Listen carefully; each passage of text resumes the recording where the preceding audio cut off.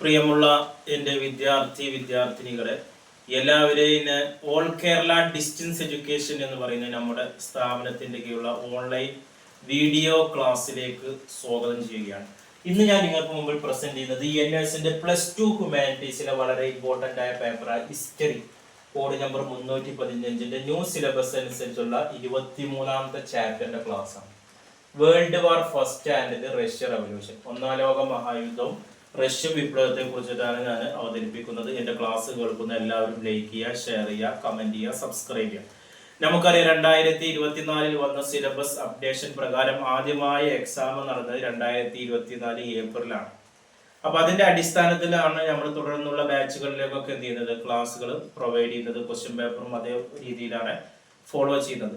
പഠിക്കാൻ നമുക്ക് മൊത്തം സിലബസിന്റെ പൊളിറ്റിക്കൽ സയൻസ് ഹിസ്റ്ററിയുടെ മൊത്തം സിലബസിന്റെ 60% മാത്രം നിങ്ങൾ എന്ത് ചെയ്താൽ പബ്ലിക് എക്സാമിന് പഠിച്ചാൽ മതി. അത് ഏതൊക്കെ ചാപ്റ്റർ ആണെന്നുള്ളത് നമ്മുടെ ചാനലിന്റെ പ്ലേലിസ്റ്റിൽ ഇട്ടിട്ടുണ്ട്. NSന്റെ സൈറ്റിൽ ബ്യൂരിഫിക്കേഷൻ ഓഫ് സിലബസ് എന്നുള്ള ഓപ്ഷനിലും നമുക്ക് കാണാൻ കഴിയും. 60%ത്തിൽപ്പെട്ട ഭാഗമാണ് നമ്മൾ എടുത്തുകൊണ്ടിരിക്കുന്നത്. ഇതിന് മുമ്പുള്ള ചാപ്റ്ററൊക്കെ നമ്മൾ എടുത്തു കഴിഞ്ഞു. ഇതിന് 2 വീഡിയോ ആയിട്ടാണ് നമ്മൾ അവതരിപ്പിക്കുന്നത്. ഇന്ന് നമ്മൾ 2 മാർക്ക്, 3 മാർക്ക്, 5 മാർക്ക്, 4 മാർക്കിന്റെ ഒക്കെ ക്വസ്റ്റ്യൻ ആൻസർ ആണ്. ഇനി സാധാരണ പുതിയ രീതി അനുസരിച്ചുള്ള മൾട്ടിപ്പിൾ ചോയ്സ് ക്വസ്റ്റ്യൻസ്, 1 മാർക്കിന്റെ 1 word questions, fill in the blanks, true or false, match the followings, 1 word answer, ഇത് നമ്മൾ മറ്റൊരു വീഡിയോയിൽ അവതരിപ്പിക്കും. ഓക്കെ, ഇന്നത്തെ ക്ലാസ് നമ്മൾ ഗൈഡ് ഉപയോഗിച്ചിട്ടാണ്, MCQ ക്ലാസ് നമ്മൾ ടെക്സ്റ്റ് ഉപയോഗിച്ചിട്ടാണ് ഫോളോ ചെയ്യേണ്ടത്. ഓക്കെ, ഏകദേശം ഈ ചാപ്റ്ററിൽ നമുക്ക് 9ഓളം ചോദ്യങ്ങളുണ്ട്. അത് പറഞ്ഞ് അവസാനിപ്പിക്കാം. ക്വസ്റ്റ്യൻസ് നിങ്ങൾക്ക് ഇംഗ്ലീഷിലാണ് വരുന്നത്, അതുകൊണ്ടാണ് ബോർഡിൽ ഇംഗ്ലീഷ് എഴുതുന്നത്. മലയാളത്തിൽ പരീക്ഷ എഴുതുന്നവർക്കും ഇംഗ്ലീഷിൽ പരീക്ഷ എഴുതുന്നവർക്കും ക്വസ്റ്റ്യൻസ് ഇംഗ്ലീഷിലാണ്. അപ്പോൾ ഇംഗ്ലീഷിൽ ക്വസ്റ്റ്യൻ വന്നാൽ അതിൻ്റെ അർത്ഥം മനസ്സിലാകുമോ, മലയാളത്തിൽ ആൻസർ ചെയ്യാൻ കഴിയുമോ എന്നുള്ള ഒരു ഉത്കണ്ഠ ചിലപ്പോൾ നിങ്ങളുടെ മനസ്സിൽ വന്നേക്കാം. ഓക്കെ, അപ്പോൾ അത് ഒഴിവാക്കാൻ വേണ്ടിയിട്ടാണ് ബോർഡിൽ ക്വസ്റ്റ്യൻ എഴുതി ഇതിൻ്റെ അർത്ഥം മലയാളത്തിൽ പറഞ്ഞ് ആൻസർ നമ്മൾ എന്ത് ചെയ്യുന്നത്, മലയാളത്തിൽ പറയുന്നത്. എന്തെങ്കിലുമൊക്കെ സംശയം ഉണ്ടെങ്കിൽ നിങ്ങൾക്ക് എന്ത് ചെയ്യാം, ചോദിക്കാവുന്നതാണ്. ഗൈഡിൽ നമ്മൾ ഈ രീതിയിൽ തന്നെയാണ് ഉൾപ്പെടുത്തിയിരിക്കുന്നത്. ക്വസ്റ്റ്യൻസ് എന്ത് ചെയ്തിട്ടാണ് ഇംഗ്ലീഷിലും മലയാളത്തിലും, ആൻസർ മലയാളത്തിലാണ് വരുന്നത്. ഓക്കെ, ഫസ്റ്റ് ക്വസ്റ്റ്യൻസ് ആണ്. Describe the political system in Tsarist Russia. അതായത് സാരിസ്റ്റ് റഷ്യയിലെ രാഷ്ട്രീയപരമായ സംവിധാനത്തെ കുറിച്ച് വിവരിക്കാനാണ്. റഷ്യയിൽ ഭരണം നടത്തിയത് സർ ചക്രവർത്തിമാര് വലിയ സ്വേച്ഛാധിപതികളായിരുന്നു. ദൈവത്താധികാരത്തിൽ ഉറച്ചു വിശ്വസിച്ചു, ദൈവത്തിൽ നല്ല ഉറച്ചു വിശ്വസിച്ചു അവർ അടിച്ചമർത്തൽ നയമാണ് പൊതുവെ സ്വീകരിച്ചത്. 1905 വരെ ഒരു പാർലമെന്റും റഷ്യയിൽ ഉണ്ടായിരുന്നില്ല എന്നതാണ്. 1905 വിപ്ലവത്തിന് ശേഷം ദ്യൂമ എന്ന പേരിലായിട്ടുള്ള പാർലമെന്റ് വെച്ചെങ്കിലും അതിന്റെ അധികാരങ്ങൾ പരിമിതമാണ്. സർ നിക്കോളസ് രണ്ടാമൻ ദുർബലനായ ഭരണാധികാരിയായിരുന്നു. അദ്ദേഹം അവിശ്വസ്തരും അഴിമതിക്കാരുമായ മന്ത്രിയുടെ സ്വാധീന വലയത്തിലായിരുന്നു. ചക്രവർത്തി ജനങ്ങൾക്ക് പൗരസ്വാതന്ത്ര്യവും രാഷ്ട്രീയ സ്വാതന്ത്ര്യം അനുവദിച്ചിരുന്നില്ല. പത്രങ്ങളുടെ മേൽ കർശനമായ നിയന്ത്രണങ്ങൾ ഏർപ്പെടുത്തി രാഷ്ട്രീയ സംഘടനകൾ രൂപീകരിക്കാനുള്ള അവകാശം നിഷേധിച്ചു. പ്രതിയോഗികളെ തന്നിഷ്ടം പോലെ അറസ്റ്റ് ചെയ്ത് തടവിലാക്കി. വിദ്യാഭ്യാസത്തെയും നിയന്ത്രണ വിധേയമാക്കി. മതസ്വാതന്ത്ര്യം പോലും അനുവദിച്ചിരുന്നില്ല. കൂടാതെ യൂറോപ്പിലെ പല ജനാധിപത്യ പ്രസ്ഥാനങ്ങളെയും സൈനിക ശക്തി ഉപയോഗിച്ച് സർ ചക്രവർത്തി അടിച്ചമർത്തി. സർ ചക്രവർത്തിയും ഭാര്യയും റാസ്പുട്ടിൻ എന്ന കപട സന്യാസിയുടെ സ്വാധീന വലയത്തിലായിരുന്നു. ഉദ്യോഗസ്ഥന്മാരാകട്ടെ കഴിവുകെട്ട സ്വാധീന വലയത്തിലായിരുന്നു. ഉദ്യോഗസ്ഥന്മാരാകട്ടെ കഴിവുകെട്ടവരും ജനവിരോധികളുമായിരുന്നു. സ്വാഭാവികം ഭരണരംഗം അഴിമതിയിലൂടെയായിരുന്നു എന്നുള്ളതാണ്. രണ്ടാമത്തെ ചോദ്യം, why were peasants dissatisfied with the Russian. Russian ഏകാധിപത്യത്തോടുള്ള കർഷകരുടെ അസംതൃപ്തിക്കുള്ള കാരണങ്ങൾ എന്താണ്? റഷ്യ ഏകാധിപത്യ നിയമം എന്നുള്ളതിനോട് കർഷകർക്ക് എന്തൊക്കെയാണ് തൃപ്തിയില്ലായ്മ ഉണ്ടായത്, അതിന്റെ കാരണം എന്താണ്? ഫ്യൂഡൽ വ്യവസ്ഥയിൽ അധിഷ്ഠിതമായ ഒരു കാർഷിക രാജ്യമാണ് റഷ്യ. പ്രഭുക്കന്മാരും പുരോഹിതരുമാണ് ഭൂമിയുടെ സിംഹഭാഗവും കൈയടക്കിയത്. സ്വന്തമായൊരു ഭൂമി പോലും ഇല്ലാതെ ലക്ഷക്കണക്കിന് കർഷകർ റഷ്യയിലുണ്ടായിരുന്നു. ഭൂമിക്ക് വേണ്ടിയുള്ള കർഷകന്റെ ദാഹം വിപ്ലവത്തിലേക്ക് നയിച്ച മുഖ്യ കാരണങ്ങളൊന്നായിരുന്നു. കൂടാതെ പ്രഭുക്കന്മാരും ഗവൺമെന്റും കർഷകരെ ഒരുപോലെ ചൂഷണം ചെയ്തു. കർഷകരിൽ ഭൂരിഭാഗവും പ്രഭുക്കരുടെ കടക്കണിയിലായിരുന്നു. അതിനാൽ പ്രഭുക്കരുടെ കീഴിൽ ചുരുങ്ങിയ വേതനത്തിന് പണിയെടുക്കാൻ അവർ നിർബന്ധരായി. ഗവൺമെന്റ് അകത്ത് വൻതോതിലെ നികുതി ഭാരം കർഷകരുടെ മേൽ അടിച്ചേൽപ്പിക്കുകയും ചെയ്തു. നിർബന്ധിത വേലയും അമിതമായ നികുതികളും രൂക്ഷമായ ക്ഷാമം കൊണ്ട് പൊറുതുമുട്ടിയ കർഷകർ റഷ്യൻ വിപ്ലവം നടക്കുമ്പോൾ വിപ്ലവത്തിന്റെ മുൻനിരയിൽ തന്നെ ഉണ്ടായിരുന്നു. കാർഷിക രാജ്യമായ റഷ്യയിലെ ഭൂരിഭാഗം ജനങ്ങളും കർഷകരായിരുന്നു. അതിനാൽ കാർഷിക പ്രശ്നങ്ങൾ റഷ്യൻ വിപ്ലവത്തിന്റെ ഏറ്റവും പ്രധാന കാരണമായി. സർ ഭരണത്തെ അവർ അത്രയധികം വെറുത്തിരുന്നു. ഇനി മൂന്നാമത്, why was the revolution of 1905 important? 1905 വിപ്ലവം എന്തുകൊണ്ടാണ് പ്രാധാന്യം അറിയുന്നത്? ജപ്പാനുമായി ഉണ്ടായ യുദ്ധത്തിൽ റഷ്യക്കേറ്റ പരാജയത്തെ തുടർന്ന് മോസ്കോയിൽ തൊഴിലാളി സമരങ്ങളുടെ ഒരു വേലിയേറ്റം തന്നെ ഉണ്ടായി. ഗ്രാമങ്ങളിലെ കർഷകരും സമരരംഗത്തെത്തി. 1905 റഷ്യയിൽ വിപ്ലവത്തിന്റെ ആദ്യ നാമ്പുകൾ മുളപ്പൊട്ടിയത്. 1905 ജനുവരി 9 പെട്രോഗ്രാഡിലെ തൊഴിലാളികൾ സർ ചക്രവർത്തിക്കുള്ള ഒരു നിവേദനം സമർപ്പിക്കുന്നതിന് വേണ്ടി ഒരു പുരോഹിതനായ ഫാദർ ജോർജ് കാപ്പന്റെ നേതൃത്വത്തിൽ വിന്റർ പാലസിലേക്ക് മാർച്ച് ചെയ്തു. സമാധാനപരമായി പ്രകടനത്തിന് നേരെ പട്ടാളക്കാർ വെടിവെച്ചതിന്റെ ഫലമായി 100 കണക്കിന് തൊഴിലാളികൾ കൊല്ലപ്പെട്ടു. ബ്ലഡി സൺഡേ എന്ന പേരിൽ അറിയപ്പെടുന്ന ഈ സംഭവത്തെ തുടർന്ന് നിരവധി കലാപങ്ങൾ റഷ്യയിൽ ഉണ്ടായി. ദ്യൂമ എന്നു പേരൊരു പാർലമെന്റും മറ്റു ചില ജനാധിപത്യ അവകാശങ്ങളും ജനങ്ങൾക്ക് അനുവദിച്ചു കൊടുക്കാൻ ഒടുവിൽ സർ ചക്രവർത്തി നിർബന്ധിതനായി. 1917 റഷ്യൻ വിപ്ലവത്തിന് മുന്നൊരുക്കമായിരുന്നു 1905 വിപ്ലവമെന്ന് ലെനിൻ അഭിപ്രായപ്പെടുന്നുണ്ട്. 1905 വിപ്ലവ കാലത്ത് റഷ്യയിൽ സോവിയറ്റ് യൂണിയനുകൾ രൂപീകരിക്കപ്പെട്ടു. പണിമുടക്കുകൾ സംഘടിപ്പിക്കുന്നതിന് വേണ്ടി രൂപീകരിച്ചു തൊഴിലാളികൾ പ്രതിനിധികളുടെ കൗൺസിലുകളായിരുന്നു. അത് പിൻകാലത്ത് കർഷകരുടെയും സൈനികരുടെയും സോവിയറ്റുകളും സ്ഥാപിക്കുന്നു. ഇക്കാരണങ്ങളാണ് 1905 വിപ്ലവം പ്രാധാന്യമറിയുന്നത്. നാലാമത്തെ ചോദ്യം, what happened in 1917 in Russia?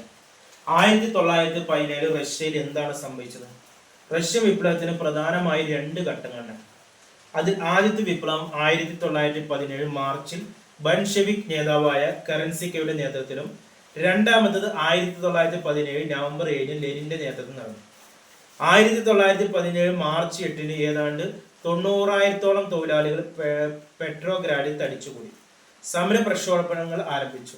അവർ നഗരത്തെരുവുകളെല്ലാം കൈയടക്കി. എന്നാൽ കോപാഗ്രാന്തനായ സർ നിക്കോളസ് രണ്ടാമൻ ചക്രവർത്തി പട്ടാളത്തെ വിളിക്കുകയും തൊഴിലാളികളെ തുരത്തുവാൻ ആവശ്യപ്പെടുകയും ചെയ്തു. എന്നാൽ സൈനികരാകട്ടെ തൊഴിലാളികളോടൊപ്പം ചേരുകയും മാർച്ച് 12 പെട്രോഗ്രാഡ് നഗരം പിടിച്ചെടുക്കുകയും ചെയ്തു. തുടർന്ന് മോസ്കോ നഗരവും തൊഴിലാളികൾ കീഴടക്കി.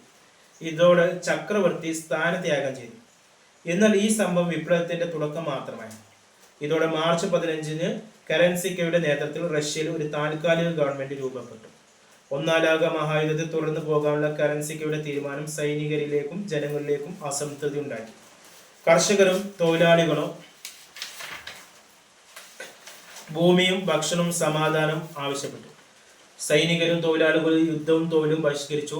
ഈ സമയം സ്വിറ്റ്സർലാൻഡിലുണ്ടായിരുന്ന ലെനിൻ റഷ്യയിലേക്ക് മടങ്ങി വരികയും ബോൾഷെവിക്കുകളെ സംഘടിപ്പിച്ച് പ്രക്ഷോഭണം ആരംഭിക്കുകയും ചെയ്തു.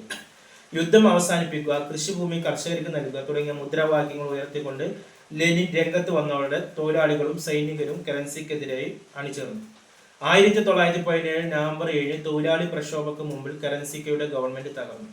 അതേസമയം all Russian Congress of Soviet സംഘടിപ്പിക്കുകയും അധികാരം ഏറ്റെടുക്കുകയും ചെയ്തു. നവംബർ 7 നടന്ന ഈ അധികാര മാറ്റം റഷ്യൻ കലണ്ടർ പ്രകാരം ഒക്ടോബർ 25 നടന്നത്.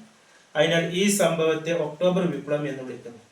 ബോൾഷെവിക്കുകളുടെ നേതൃത്വത്തിൽ നടന്ന ഈ ഒക്ടോബർ വിപ്ലവത്തെ റഷ്യയിലെ എല്ലാ സോവിയറ്റുകളും സൈനികരും തൊഴിലാളികളും അംഗീകരിച്ചു. എങ്കിലും കൂടുതൽ റഷ്യൻ പ്രദേശങ്ങളും സ്വതന്ത്രമായി നിലകൊണ്ടിരുന്നു. ഈ പ്രദേശങ്ങളുടെ ലയനം 3-4 വർഷങ്ങൾ കൊണ്ടാണ് പൂർത്തിയാക്കിയത്. ഇനി അഞ്ചാമത്, what were the main changes brought about the Bolsheviks? ബോൾഷെവിക്കുകൾ കൊണ്ടുവന്ന പ്രധാന മാറ്റങ്ങൾ എന്താ?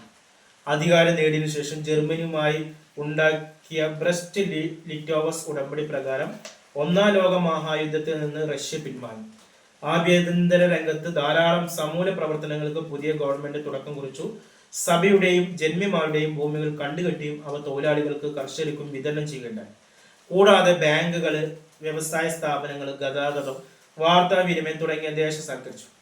തൊഴിലാളികളും സ്ത്രീജനങ്ങളും ധാരാളം ക്ഷേമ പദ്ധതികൾ പ്രഖ്യാപിച്ചു. സിവിൽ പദവികളിൽ വർഗപരമായ വ്യത്യാസം നിർത്തലാക്കി. വില നിയന്ത്രണവും ഇൻഷുറൻസുകളും ആരംഭിച്ചു. ജനനമരണ വിവാഹ രജിസ്റ്ററുകൾ നിർബന്ധമാക്കി. സഭയെ രാഷ്ട്രീയത്തിൽ നിന്ന് വേർപ്പെടുത്തുകയും മതവിദ്യാഭ്യാസ സ്കൂളിൽ നിർത്തലാക്കുകയും ചെയ്തു. ഉദ്യോഗസ്ഥന്മാരെ തെരഞ്ഞെടുപ്പിലൂടെ നിയമിക്കുകയും സൈനികർക്കായി കമ്മിറ്റികൾ രൂപീകരിക്കുകയും ചെയ്തു. പഴയ കോടതികളുടെ സ്ഥാനത്ത് ജനകീയ ട്രിബ്യൂണലുകൾ സ്ഥാപിച്ചു. ജർമ്മനിയുമായുള്ള ഉടമ്പടിയുടെ തകർച്ച തുടർന്ന് ചെങ്കുപ്പായ പടക്ക് രൂപം നൽകി. സോഷ്യലിസ്റ്റ് രാജ്യത്തിന്റെ സുരക്ഷയ്ക്കായി ഇവരെ ഫെഡറൽ അടിസ്ഥാനത്തിൽ വിന്യസിച്ചു. റഷ്യൻ ഇതര ദേശീയ സംസ്ഥാനങ്ങൾക്ക് സ്വയം നിർണയാവകാശം നൽകി നേരത്തെയുള്ള അസംബ്ലി തുടരുവാൻ അനുവദിച്ചെങ്കിലും 1917 ഇതിലെ എല്ലാ അവകാശങ്ങളും സോവിയറ്റ് കോൺഗ്രസ് നൽകി. എന്നാൽ അസംബ്ലി ഇതിനെ എതിർത്തപ്പോൾ ബോൾഷെവിക് സൈന്യം ഡുറൈ കൊട്ടാരത്തിലേക്ക് ഇരച്ചു കയറുകയും അസംബ്ലിയെ പിരിച്ചുവിടുകയും ചെയ്തു. എന്നാൽ ബോൾഷെവിക്കുകളുടെ ഈ നടപടി ഉദ്യോഗസ്ഥന്മാരിൽ നിന്ന് ശക്തമായ എതിർപ്പിനെ നേരിടേണ്ടി വന്നു. എന്നാൽ ഈ എതിർപ്പിനെ അവഗണിച്ച് all Russian Congress of Soviet കൂടുകയും തൊഴിലാളികളും ചൂഷിതരായ ജനങ്ങളുടെ അവകാശ പ്രഖ്യാപനം തയ്യാറാക്കുകയും ചെയ്തു. ആറാമത്തെ ചോദ്യം, write a few lines on the impact of the Russian revolution in India. Russian വിപ്ലവം ഇന്ത്യയിൽ ചെലുത്തിയ സ്വാധീനം എന്താണ്? ഇന്ത്യയിലെ ദേശീയ നേതാക്കൾ രാഷ്ട്രീയ സമരത്തിൽ കർഷകരുടെയും തൊഴിലാളികളുടെയും ഇടപെടലിന്റെ ആവശ്യകത തിരിച്ചറിയാൻ റഷ്യൻ വിപ്ലവം ഇടയാക്കി. റഷ്യയിൽ കിസാൻ മസ്തൂദാർ രാജ് എന്ന സംഘടന സ്ഥാപിക്കപ്പെട്ടത് ഇന്ത്യക്കാർക്ക് ഒരു പ്രചോദനമായി. ഇതിന്റെ ചുവടിൽ പിടിച്ച് കർഷകരുടെയും തൊഴിലാളികളുടെയും ഒരു പാർട്ടി രൂപീകരിക്കണമെന്ന് നേതാക്കൾ തിരിച്ചറിഞ്ഞു. അങ്ങനെ all India trade union Congress സ്ഥാപിച്ചു. ഇനി ഏഴാമത്തെ ചോദ്യം, critically examine the reason for the first world war. ഒന്നാം ലോക മഹായുദ്ധത്തിന്റെ കാരണങ്ങൾ വിമർശനപരമായി വിലയിരുത്തുക. ഒന്നാം ലോക മഹായുദ്ധത്തിന്റെ കാരണങ്ങൾ ഒന്ന്, ആക്രമണ ദേശീയതയാണ്. 19-ാം നൂറ്റാണ്ടിന്റെ അവസാനത്തോടെ ദേശീയപരമായ ആവശ്യങ്ങൾ സ്വാർത്ഥത വളർത്തുകയും തങ്ങളെ തന്നെ നശിപ്പിക്കുന്ന തരത്തിലുള്ള വികാരത്തിലേക്ക് എത്തിക്കുകയും ചെയ്തു. മറ്റുള്ളവരെക്കാൾ തങ്ങൾ കേമന്മാരാണെന്ന വികാസം ജനങ്ങളെ ആക്രമികളാക്കി. സങ്കുചിതമായ സ്വാധീനവും അഹംഭാവം നിറഞ്ഞ ദേശീയതയും അക്രമത്തെ വളർത്തി. ശരിയായാലും അല്ലെങ്കിലും എൻ്റെ രാജ്യം എന്ന ചിന്തയിൽ അധിഷ്ഠിതമാണ് അക്രമപരമായ ദേശീയത. അക്രമാസത യൂറോപ്യൻ ദേശീയത ബിസ്മാർക്കിന്റെ സന്തതിയിലാണ്. ബിസ്മാർക്ക് ആരംഭിച്ചത് ജർമ്മൻ സാമ്രാജ്യത്വ താല്പര്യം ഒന്നാം ലോക മഹായുദ്ധത്തിലാണ് ചെന്നവസാനിച്ചത്. ഫ്രാൻസിലെ ഭൗതിക നേതൃത്വം ജർമ്മനിക്കെതിരായ വികാരം ആളിക്കത്തിച്ചു. ഇംഗ്ലീഷുകാരാകട്ടെ ലോകത്തിലെ ഏറ്റവും സംസ്കാര സമ്പന്നരാണെന്ന് പ്രചരിച്ചു. രണ്ടാമത് നയതന്ത്രപരമായ ശത്രുതകളാണ്. രാഷ്ട്രങ്ങൾ തമ്മിലുള്ള രഹസ്യ കൂട്ടുകെട്ടുകൾ യൂറോപ്യൻ രാഷ്ട്രങ്ങളെ പരസ്പര വൈരികളായ രണ്ട് വിഭാഗങ്ങളാക്കി മാറ്റി. ജർമ്മനി, ഓസ്ട്രിയ, ഇറ്റലി ഇവ കൂടി ചേർന്ന് ത്രിശക്തി സഖ്യമെന്നും ബ്രിട്ടൻ, ഫ്രഞ്ച്, റഷ്യ ഇവർ ഉൾപ്പെടുത്തി ത്രിശക്തി സൗഹാർദ്ദം എന്നും രൂപപ്പെട്ടു. അങ്ങനെ രണ്ട് വിരുദ്ധ ചേരികൾ ലോകത്തിലുണ്ടായി. ഈ സഖ്യങ്ങൾ അന്താരാഷ്ട്ര സമാധാനത്തിനും സുരക്ഷയ്ക്കും ഭീഷണി വന്നു.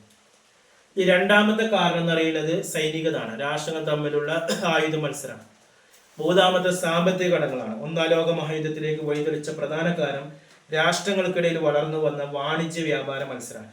1914 ആയപ്പോഴേക്കും യൂറോപ്പിലെ ഏറ്റവും പ്രബലമായ ഒരു വ്യവസായ ശക്തിയായി ജർമ്മനി ഉയർന്നു വന്നിരുന്നു. കപ്പൽ നിർമ്മാണ വ്യവസായ ജർമ്മനിയിൽ പരിപുഷ്ടമായതോടെ ബ്രിട്ടന്റെ നാവിക മേധാവിത്വത്തിന് ഇവർ വെല്ലുകളായി മാറി. അതോടൊപ്പം തന്നെ ഫ്രാൻസിന്റെ വ്യാപാര താല്പര്യങ്ങൾക്കും ജർമ്മനി ഭീഷണി. അഞ്ചാമത്തെ കാരണം തന്നെ കോളനികൾക്കായുള്ള മത്സരമാണ്. വ്യവസായ രംഗത്ത് താമസിച്ചു വന്നതിനാൽ ജർമ്മനിക്ക് തങ്ങളുടെ ഉൽപ്പന്നങ്ങൾ വിറ്റഴിക്കാൻ കമ്പോളങ്ങളും അസംസ്കൃത സാധനങ്ങൾ ശേഖരിക്കാൻ കോളനികളും ആവശ്യമായിരുന്നു.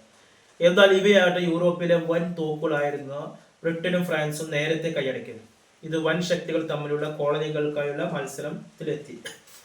ആറാമത് പരസ്പര ആശങ്കയും സൈനികതയാണ്. രാഷ്ട്രങ്ങൾ തമ്മിലുള്ള പരസ്പര ആശങ്കയും വെറുപ്പും സൈനികതയിലേക്ക് നയിച്ചു. വർദ്ധിച്ചു വരുന്ന സൈനികവൽക്കരണം, ആയുധ മത്സരങ്ങളും യുദ്ധ സാഹചര്യം ഉണ്ടാക്കി. 7 വർഗപരമായ അസംതൃപ്തികളാണ്. ജർമ്മൻ ഗോത്രത്തിൽ ജനിച്ചവർ ആര്യൻ മേധാവിത്വം അവകാശപ്പെടുകയും മറ്റുള്ളവരെ മേച്ചന്മാർ എന്ന സിദ്ധാന്തത്തെ കുറുകെ പിടിച്ചുകൊണ്ട് ഏഷ്യൻ ആഫ്രിക്കൻ കോളനികളിലെ ജനങ്ങളുടെ മേൽ അവരുടെ ആധിപത്യത്തെ ന്യായീകരിച്ചു.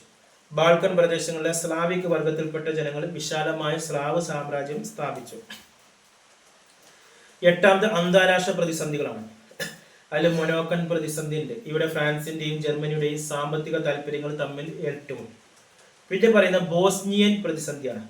തുർക്കി സാമ്രാജ്യത്തിൽപ്പെട്ടിരുന്ന ബോസ്നിയ 1878 ബർലിൻ കോൺഗ്രസിന്റെ തീരുമാനപ്രകാരം ആസ്ട്രിയൻ നിയന്ത്രണത്തിലാക്കി. ഇത് സെർബിയയുടെ വിശാലമായ സ്ലാവ് സാമ്രാജ്യം എന്ന സ്വപ്നത്തിന് വികാരം സൃഷ്ടിച്ചു. ആസ്ട്രിയയെ തുരത്താനായി സെർബിയക്ക് റഷ്യൻ സഹായം നൽകി. ആസ്ട്രിയക്ക് ജർമ്മനി സഹായം ലഭിച്ചു. പിന്നെ വരുന്നതാണ് ബാൾക്ക യുദ്ധങ്ങൾ. 2 ബാൾക്ക യുദ്ധങ്ങൾ ഉണ്ടായി. ഇത് ഒന്നാം ലോക മഹായുദ്ധത്തിനുണ്ടായ കാരണമാണ്. പിന്നെ പെട്ടെന്നുണ്ടായ കാരണങ്ങൾ എന്തൊക്കെയാണെന്നാണ്. 1914 ജൂൺ 28 ആസ്ട്രിയൻ രാജകുമാരനായ ഫ്രാൻസിസ് ഫെർഡിനാൻഡ് വെടിയേറ്റ് മരിച്ചു. ബോസ്നിയൻ തലസ്ഥാനത്ത് വെച്ച് സെർബിയക്കാരനായ ഒരു യുവാവാണ് രാജകുമാരനെ വധിച്ചത്. ആസ്ട്രിയയുടെ അന്ത്യശാസ്ത്രം സെർബിയക്ക് അയച്ചു. എങ്കിലും റഷ്യയുടെ പിൻബലത്തിൽ സെർബിയ അത് നിരാകരിച്ചു. അങ്ങനെ ജൂലൈ 28 ആസ്ട്രിയ സെർബിയയുമായി യുദ്ധം പ്രഖ്യാപിച്ചു. ഓഗസ്റ്റ് 1 ജർമ്മനി റഷ്യയുടെ മേൽ യുദ്ധം പ്രഖ്യാപിച്ചു. ഓഗസ്റ്റ് 13 ജർമ്മനി ഫ്രാൻസിനോട് യുദ്ധഭീഷണി മുഴക്കി. നേരത്തെ ഉണ്ടാക്കിയ കരാർ ലംഘിച്ച് ജർമ്മൻ സൈന്യം ബെൽജിയത്തിൽ കടന്നതോടെ ഓഗസ്റ്റ് 14 ഇംഗ്ലണ്ട് ജർമ്മനിയോട് യുദ്ധം പ്രഖ്യാപിച്ചു. അടുത്ത 8ാമത്തെ ചോദ്യമാണ്. Examine the result of world war first. ഒന്നാം ലോക മഹായുദ്ധത്തിന്റെ ഫലങ്ങൾ എന്ത്? സ്പെയിൻ, സ്വിറ്റ്സർലാൻഡ്, നെതർലാൻഡ് തുടങ്ങിയ ഏതാനും രാജ്യങ്ങളിലൊഴികെ മറ്റെല്ലാ യൂറോപ്യൻ രാജ്യങ്ങളും തന്നെ ലോകവ്യാപകമായ യുദ്ധത്തിൽ പങ്കുചേർന്നു. യൂറോപ്യൻ രാഷ്ട്രങ്ങളുടെ സാമ്രാജ്യവൽക്കരണത്തിന് കീഴിൽ കഴിഞ്ഞിരുന്ന മറ്റ് പല യൂറോപ്യേതര രാഷ്ട്രങ്ങളും ഇതിൽ പങ്കെടുക്കേണ്ടി വന്നു. ചരിത്രത്തിൽ ആദ്യമായിട്ടാണ് ഇപ്രകാരം എല്ലാ ലോക രാഷ്ട്രങ്ങളും യുദ്ധത്തിലെത്തുന്നത്. അതുപോലെ ആദ്യമായിട്ടായിരുന്നു നൂതന സാങ്കേതിക വിദ്യകൾ ഉപയോഗിച്ചുള്ള യുദ്ധം നടക്കുന്നത്. യുദ്ധത്തിൽ പങ്കെടുത്ത 70 ദശലക്ഷത്തോളം സൈനികർ, 13 ദശലക്ഷത്തോളം കൊല്ലപ്പെട്ടു. 20 ദശലക്ഷം ആളുകൾ വികലാംഗരായി തീർന്നു. യുദ്ധത്തിന്റെ ഫലമായി സാമ്പത്തികപരമായ നാശനഷ്ടങ്ങൾ ഉണ്ടായി. ധാരാളം രാഷ്ട്രങ്ങൾ സാമ്പത്തിക കടക്കണിയിലായി എന്നുള്ളതാണ് പറയുന്നത്.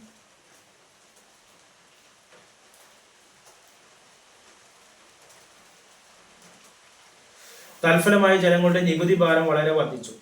തൊഴിലില്ലായ്മയും ജനങ്ങളെ കൂടുതൽ പാപ്പരാക്കി. യൂറോപ്പിന്റെ ഭൂപടം യുദ്ധം മൂലം മാറ്റി വരക്കപ്പെട്ടു. പല രാജ്യങ്ങളും ജനാധിപത്യത്തിന് വഴിമാറി. ആസ്ട്രിയയും ഹംഗറിയും വെവ്വേറെ രാഷ്ട്രങ്ങളായി തീർന്നു. പല പുതിയ രാഷ്ട്രങ്ങളും നിലവിൽ വന്നു. യുദ്ധം മൂലം ആസ്ട്രിയ ശിഥിലമായി. റഷ്യയിൽ സോഷ്യലിസ്റ്റ് ഗവൺമെന്റ് നിലവിൽ വന്നു. അമേരിക്കയും സോവിയറ്റ് യൂണിയനും 2 ലോകശക്തികളായി നിലവിൽ വന്നു. യുദ്ധാനന്തരം യൂറോപ്പിലെ ശക്തി ക്ഷയിക്കുകയും തലസ്ഥാനത്ത് കോളനികളിൽ ദേശീയ പ്രസ്ഥാനങ്ങൾ ശക്തി പ്രാപിക്കുകയും ചെയ്തു. യുദ്ധത്തിനു വേണ്ട ഫാസിസ്റ്റ് ആശയങ്ങൾ വളർന്നു വന്നു. യുദ്ധം ഫ്യൂഡൽ പ്രഭുവർഗത്തിലെ ഉന്മൂലനാശത്തിന് കാരണമായി എന്നതാണ്. ഈ ലാസ്റ്റ് ചോദ്യമാണ്. Examine the reason for Russian revolution ആണ്. റഷ്യൻ വിപ്ലവത്തിന്റെ കാരണം എന്തൊക്കെയാണ്? 1917 ഒക്ടോബറിലാണ് റഷ്യ വിപ്ലവം നടന്നത്. 20ാം നൂറ്റാണ്ടിലെ ഏറ്റവും തിളക്കமான സംഭവങ്ങളിൽ ഒന്നായിരുന്നു ഇത്. ഇതിന്റെ ഫലമായി ലോകത്തിൽ ആദ്യമായി ഒരു സോഷ്യലിസ്റ്റ് രാജ്യം ഉദയം ചെയ്തു. റഷ്യ ലോകത്തിലെ ഏറ്റവും വലിയ ശക്തികളായി തീരുകയും ചെയ്തു. കാറൽ മാർക്സിന്റെ ആശയങ്ങളിൽ നിന്നും പ്രചോദനം ഉൾക്കൊണ്ട് വിജയകരമായ പര്യവസാനിപ്പിച്ച് ലോകത്തിലെ ആദ്യത്തെ സായുധ ജനകീയ മുന്നേറ്റങ്ങളായിരുന്നു. ഈ റഷ്യൻ വിപ്ലവത്തിന്റെ കാരണങ്ങൾ എന്തൊക്കെയാണ്? 1. സാറിസ്റ്റ് സ്വേച്ഛാധിപത്യ ഭരണം. റഷ്യയിലെ പരമ്പരാഗത ചക്രവർത്തിമാരുടെ ദുർബല ഭരണമായിരുന്നു. വിപ്ലവത്തിന്റെ നിദാനമായ മുഖ്യ ഘടകം ഇവർ ജനങ്ങളോട് യാതൊരു കടപ്പാടും ഉണ്ടായിരുന്നില്ല. രാജ്യത്തിലെ ഉദ്യോഗസ്ഥന്മാരാക്കട്ടെ ജനങ്ങളോടല്ല, മറിച്ച് രാജാവിനോടായിരുന്നു കടപ്പാട്. ജനങ്ങളുടെ അഭിലാഷങ്ങളെ ഇവർ അടിച്ചമർത്തുകയായിരുന്നു. പ്രതികരിക്കാനോ അസംബ്ലി കൂടുവാനോ അനുവാദമില്ല. 2. കർഷകരുടെ ആവലാതികളാണ്. 19ാം നൂറ്റാണ്ടോടെ യൂറോപ്പിലെമ്പാടും ഫ്യൂഡലിസം അപ്രത്യക്ഷമായെങ്കിലും റഷ്യയിലെ ഈ സംവിധാനം തുടർന്നു പോന്നു. റഷ്യൻ കാർഷിക രംഗം ഫ്യൂഡൽ പ്രഭുക്കന്മാരുടെ നിയന്ത്രണത്തിലായിരുന്നു. വളരെ കുറച്ച് ഭൂമി മാത്രമേ കർഷകർക്ക് സ്വതന്ത്രമായി ഉണ്ടായിരുന്നുള്ളൂ. അതിനാൽ നികുതികൾ അവർ അധികാരികൾക്ക് നൽകണമെന്നായിരുന്നു. അവരുടെ ഉപജീവിതത്തിലുള്ള വക പോലും ഉൽപ്പാദിപ്പിക്കാൻ കഴിഞ്ഞില്ല. 3. തൊഴിലാളികളുടെ ദുരന്തങ്ങളാണ്. റഷ്യയിലെ വ്യവസായവൽക്കരണം ആരംഭിച്ചെങ്കിലും പകുതിയിലധികം മൂലധനവും വിദേശ മുതലാളിമാരുടേതായിരുന്നു. വിദേശ മുതലാളിമാരുടെ ലാഭം മാത്രം ലക്ഷ്യം വെക്കുകയും തൊഴിലാളികളെ എല്ലാ അർത്ഥത്തിലും ചൂഷണം ചെയ്യുകയുണ്ടായി. തദ്ദേശ മുതലാളിമാർക്ക് മതിയായ മൂലധനം ഇല്ലാതിരുന്നാൽ അവർ തൊഴിലാളികളുടെ വേതനം വെട്ടിച്ചുരുക്കി. ഫാക്ടറികളിൽ ജോലി ചെയ്തിരുന്ന തൊഴിലാളികളുടെ അവസ്ഥ ഭയാനകരമായിരുന്നു. അവർക്ക് എല്ലാവിധ അവകാശങ്ങളും നിഷേധിക്കപ്പെട്ടു. ഇനി 4. സാമൂഹിക അസമത്വങ്ങളാണ്. സാമൂഹികപരമായി വളരെയധികം അസമത്വം റഷ്യയിൽ നിന്നിരുന്നു. ഭരണാധികാരികൾ ഒരു പ്രത്യേക വർഗമായി രൂപം കൊണ്ടു. പ്രഭുക്കന്മാരും വൈദികരിലെ ഉയർന്ന വർഗവും സമൂഹത്തിന്റെ പ്രബലമായ മറ്റൊരു വർഗമായിരുന്നു. ഇവർക്ക് എല്ലാവിധ ആനുകൂല്യങ്ങളും ലഭിച്ചിരുന്നു.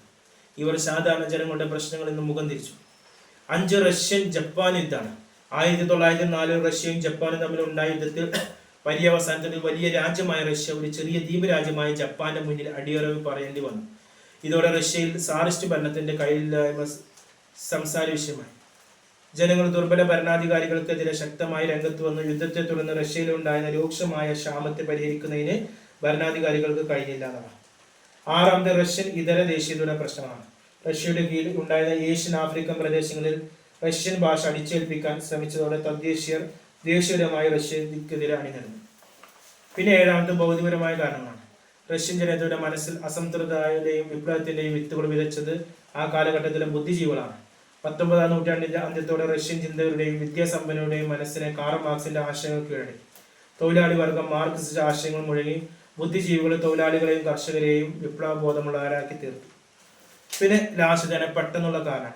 ഒന്നാം ലോക മഹായുദ്ധത്തിൽ റഷ്യക്കുണ്ടായ കനത്ത പരാജയമാണ് റഷ്യൻ വിപ്ലവത്തിന്റെ പെട്ടെന്നുള്ള കാരണം. ജർമ്മനിക്കെതിരെ പോരാടിയ റഷ്യൻ സൈനികർ തുടർച്ചയായി പരാജയങ്ങൾ നേരിട്ടു. യുദ്ധത്തിലേറ്റ പരാജയങ്ങൾ, റഷ്യൻ ദൗർലഭ്യവും ആളുകൾ റഷ്യൻ ഗവൺമെന്റിനെതിരെ രോഷാകുലരായി. ഈ അന്തരീക്ഷത്തിലാണ് റഷ്യൻ വിപ്ലവം ആരംഭിച്ചത്. ഇതോടെ കഴിഞ്ഞു. ഇന്നതിൽ വരുന്ന മൾട്ടിപ്പിൾ ചോയ്സ് ക്വസ്റ്റ്യൻ നമ്മൾ മറ്റൊരു വീഡിയോയിൽ അവതരിപ്പിക്കും.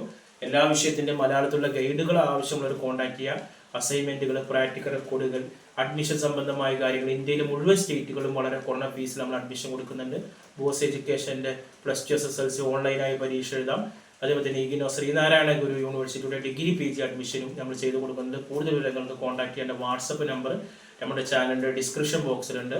അതിൽ നിങ്ങൾ കോൺടാക്ട് ചെയ്യുക 9037114679. Okay, thank you.